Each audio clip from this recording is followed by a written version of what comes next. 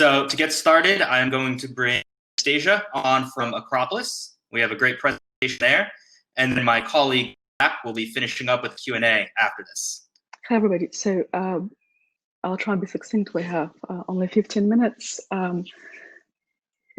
Just by way of intro, essentially what we've been focusing on was a solution that would provide alternative to savings and private pensions. So essentially, we're one of the earlier DeFi projects before DeFi was a thing.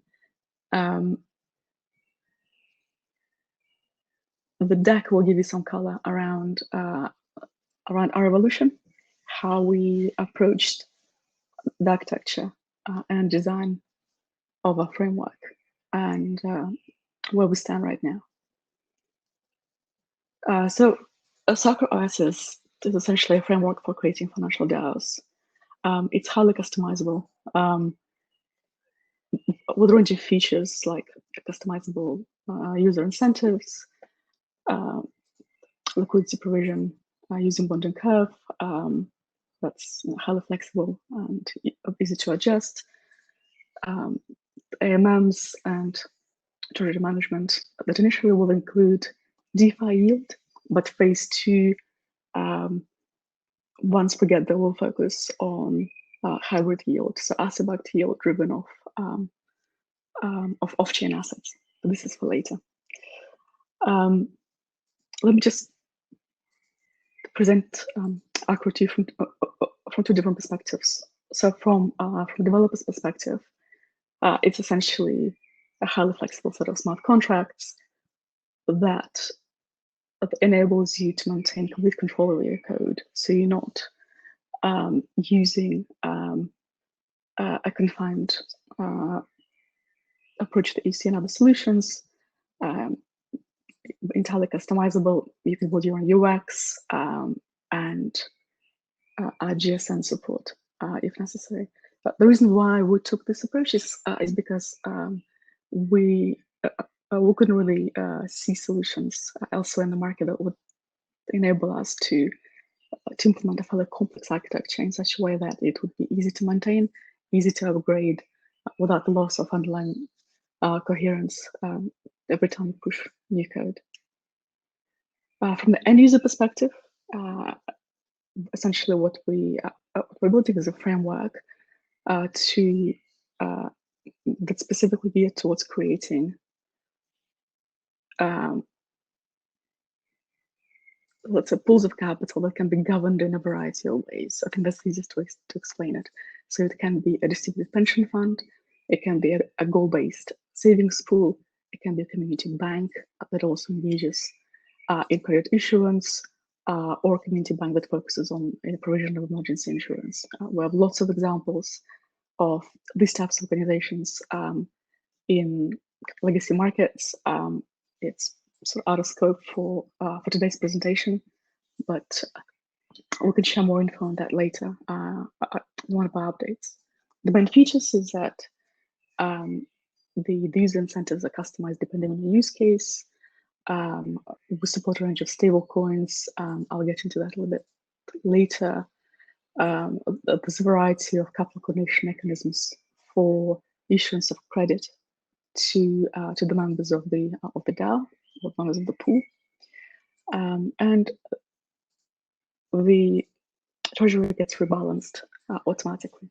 So right now, between DeFi yield sources and in time, between synthetic yield driven off-chain assets, that will present a fairly balanced risk profile, which arguably you don't quite get using just DeFi sources of yield at the moment. This is a tech stack, so fairly straightforward. We built primarily on Ethereum, but we ran a parallel implementation on Substrate, Polkadot. We'll have the graph, Gene Analytics, which we're going to be rolling out in our upgraded UX over the next couple of months, and the framework is built predominantly using OpenZeppelin. So just very quickly to run you through how we see, well, I mean, essentially that's, dog fooding ourselves. So example of the first product is basically a programmable capital pool, which we call Acropolis pool, but we'll come up with a different name when we have that. So what it does is essentially a combination of providing superior yield through pooling of capital and issuance of credit, under collateralized credit, to the members of the pool. So the best way to think about it is an on-chain community bank that's specifically designed to distribute the benefits to its members, its users, as opposed to its shareholders. I'll just run you through it fairly quickly. Right, so we built it with a number of fairly conventional now DeFi integrations, such as Compound, Aave, DRDX, and Fulcrum. We came up with a rebalancing mechanism for the issuance of loans to our members,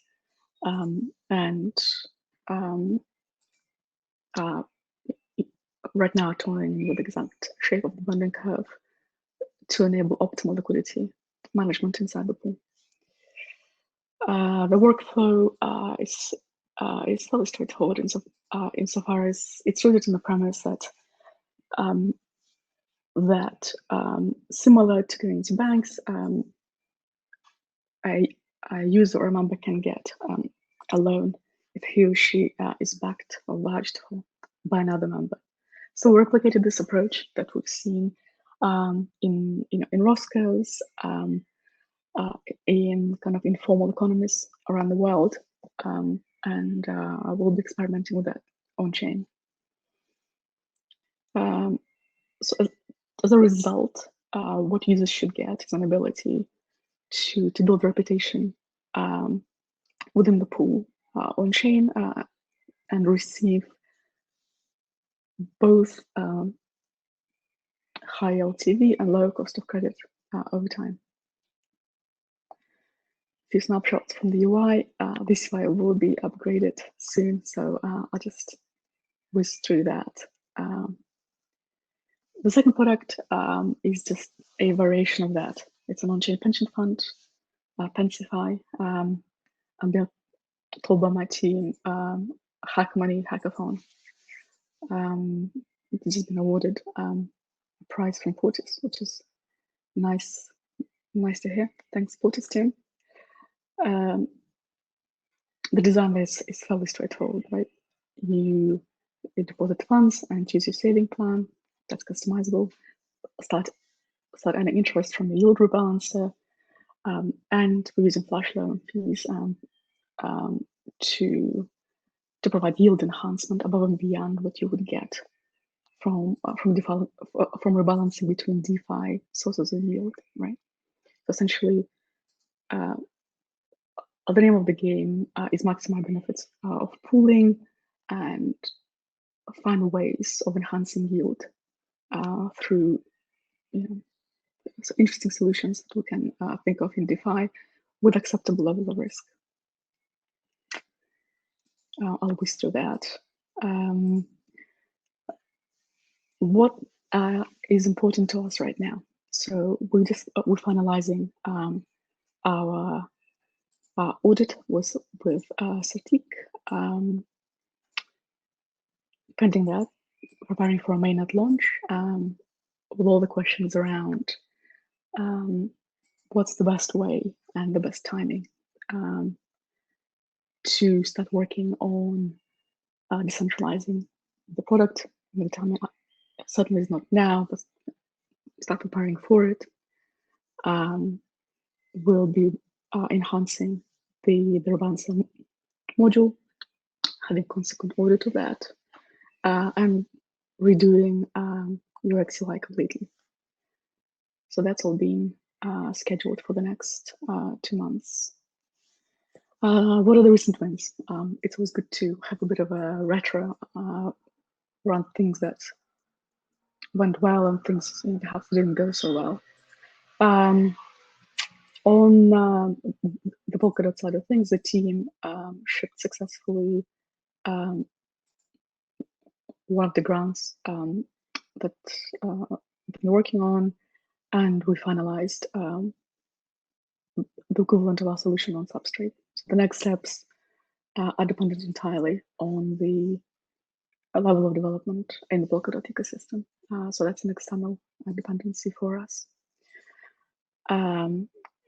We'll launch our testnet, as you can see, end of December, and an OK front end, which we're going to be redoing. That was done end of Feb. So what's next? What are the priorities? We're looking at 3 main verticals: tech, product, and governance. Security, massively important issue, as people are becoming more and more aware of in DeFi, right? We very much on the same wavelength and have been for a while, that guarded launch is really the only kind of appropriate way to do things. So we spent certainly more than a standard amount of time on audits and re-audits and optimizing the code. Once that's completed, we'll be announcing a bug bounty, and as part of the UX UI upgrade work, we'll be introducing gasless transactions using GSM.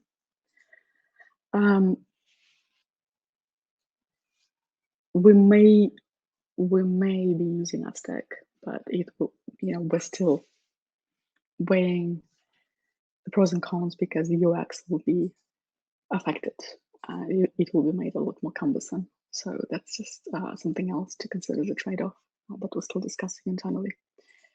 On the product side, the main priority is to introduce equivalent of a deposit protection scheme in DeFi using Nexus Mutual and Open. And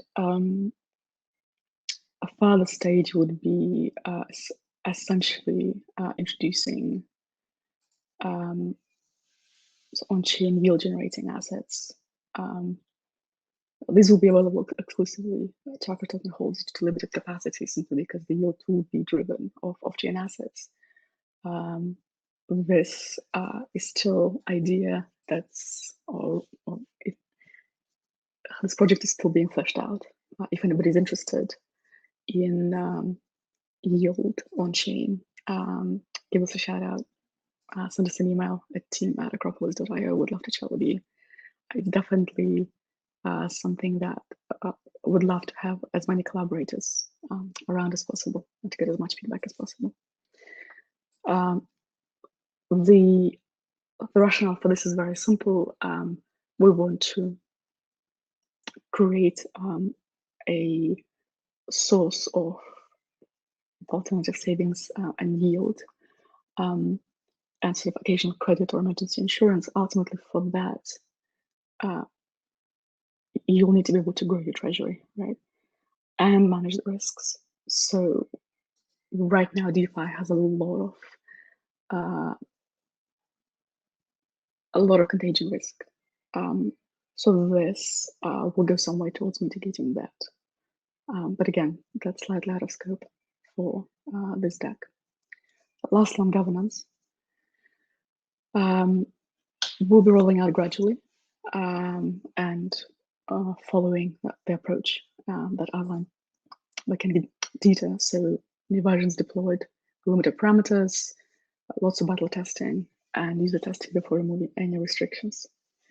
The second phase will include stakeholder governance through something that's very similar that the Mainnet team have done, I think it was a year and a half ago. So it will be technical and product council formation. So again, if anybody has interest in being involved in that and having feedback into how we shape our product, just reach out to us. Always happy to talk. Our KPIs really as follows. They're fairly straightforward, right? We focus on number of wallets and value locked predominantly. I think this is the time. Awesome. Well, thank you so much for sharing. Pleasure. I guess we can start with the Q&A off. We got one in the chat. So what types of companies or entities are the main target users for Acropolis? So essentially, these are going to be, of course, on-chain users, right? As much as we as an ecosystem would love for ordinary normal people to be using our products, it's simply too early, right? And I think last year certainly indicated a lot of expectations were far too optimistic, right?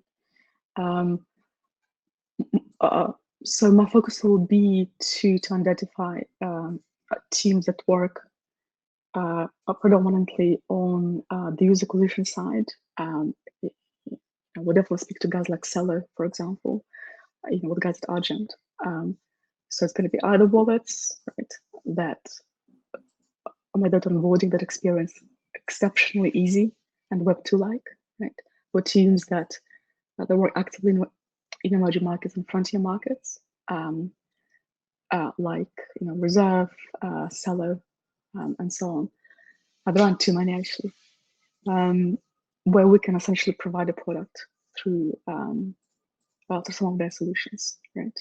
But I think overall, you have to start with crypto native and have a very pragmatic, very measured way of engaging with the real ecosystem, as in with the real world.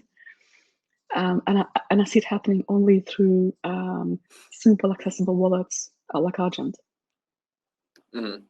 Yeah, as much as everyone in DeFi and the crypto world thinks can get all the institutions in, it's very crypto native right now.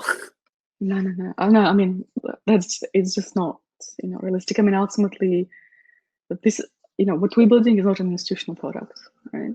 And I'm not interested. I mean, I come from institutional space. That's not the space that I'm interested in catering to right now. With this particular product, well, the underlying rationale was very simple. It's clear that a substantial economic recession is coming, right? So it's all about looking for alternative way of providing two things: return on your savings and protection of savings against inflation, which is what a lot of the stable coins are trying to solve right now. And secondly, access to really, really basic financial services, right? And basic credit or occasional insurance, where like literally somebody vouches for you, and you get some kind of emergency funding. This is what a product is designed to deliver. So we'll see. I think the real world adoption is going to take a lot longer than we expect. Mm-hmm. So being able to deliver, let's say,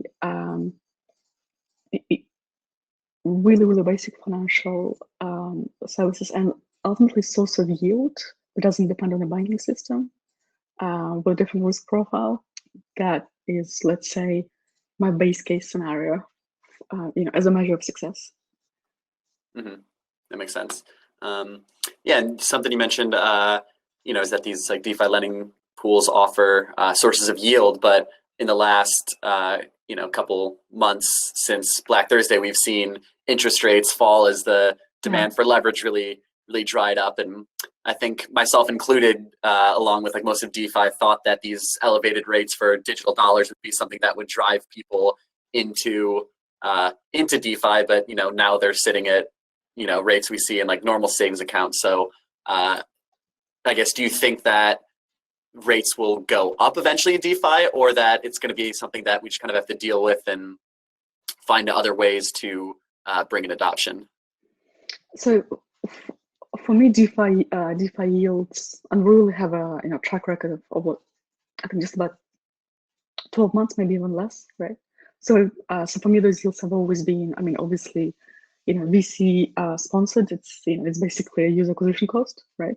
That just front loaded by VCs or by the project. And ultimately, very few people were looking at those yields on a risk-adjusted basis, right? If you're getting yield on, in a shitcoin, it's a shitcoin yield. You need to be, you need to be pricing it down, right?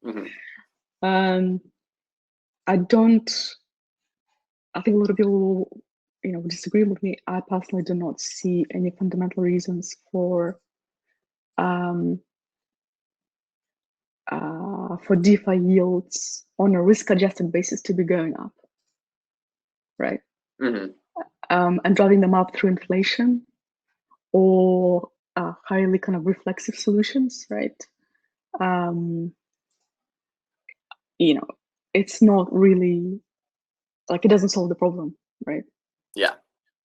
So that's what for us the second step, the second phase really was to start introducing synthetic yield on chain that's driven off real assets. Those will be undoubtedly securities. Those will require KYC, but you'll be getting a stable fixed yield. So essentially, it's like a fixed term bond that streams a coupon to you in real time, right? And you commit for a reasonably short period of time, let's say 3 or 4 months. This is it. Mm-hmm. But so there's going to be kind of more of a DeFi/CeFi solution, for sure. Yep. Yeah, that makes sense. Thanks for sharing. Awesome. Well, looks like we are coming up on time, but thank you so much for taking the time and presenting. This was very insightful. No worries. Thank you, Jack. Thanks, everybody. Awesome.